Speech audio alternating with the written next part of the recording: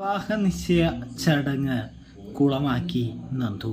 അങ്ങനെ പ്രിയ പ്രേക്ഷകരെ, കൂട്ടുകാരെ, പത്തരമാറ്റിൽ നമുക്ക് കാണാനായിട്ട് കഴിയുന്നത് നന്ദു ആണെങ്കിൽ അനിയുടെ വിവാഹ ചടങ്ങ്, നിശ്ചയ ചടങ്ങ് വരെ നശിപ്പിച്ച് കളയുന്നൊരു കാഴ്ചയാണ്. സത്യം പറഞ്ഞാൽ നന്ദു അറിഞ്ഞുകൊണ്ട് ചെയ്യുന്നതല്ല. നന്ദുവിന് അനിയെ നഷ്ടപ്പെടുത്താൻ വയ്യാത്തതുകൊണ്ട് നന്ദു നമ്മുടെ വേണുവിൻ്റെയും അനാമികയുടെയും സൈഡിലേക്ക് ചെറുതായി ഒന്ന് മാറി നിൽക്കുന്നു. ഇതേ സമയം വിവാഹ നിശ്ചയം മുടക്കാനായിട്ട് അവർക്ക് കഴിയുന്നത് കൊണ്ട് തന്നെ നന്ദുവിന് അനിയെ നഷ്ടമാകുന്നില്ല എന്ന് കാണാനായിട്ട് സാധിക്കുന്നുണ്ട്. അനിയെ കൊണ്ട് നന്ദു ആ സമയം തന്നെ അനന്തപുരിയിൽ നിന്നും പോലീസ് സ്റ്റേഷനിലേക്ക് കൊണ്ടുപോകുന്നുണ്ട്. അതെന്തിനാന്ന് വെച്ചാൽ ആ സമയം ചടങ്ങ് അവിടെ നടക്കില്ലല്ലോ, ചടങ്ങ് നിർത്തിവെക്കാനായിട്ട് കഴിയുമല്ലോ.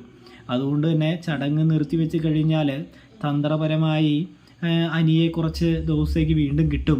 ഇനി വിവാഹമോചനം നടക്കാതെ ഈ പരിപാടി എന്തായാലും നടക്കില്ല എന്ന് തിരിച്ചറിയുന്ന നന്ദു നമ്മുടെ വേണുവിൻ്റെയും അവന്തികയല്ല, നമ്മുടെ അനാമികയുടെയും കൂടി അനിയെ അറസ്റ്റ് ചെയ്ത് എത്തിക്കുന്നൊരു കാഴ്ചയാണ് നമുക്ക് കാണാനായിട്ട് സാധിക്കുക.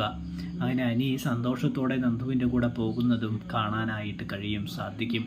അപ്പോൾ റിവ്യൂ ഇഷ്ടപ്പെട്ടാൽ ചാനൽ മറക്കാതെ സബ്സ്ക്രൈബ് ചെയ്യാനായിട്ട് മറക്കല്ലേ കൂട്ടുകാരെ, പ്രേക്ഷകരെ.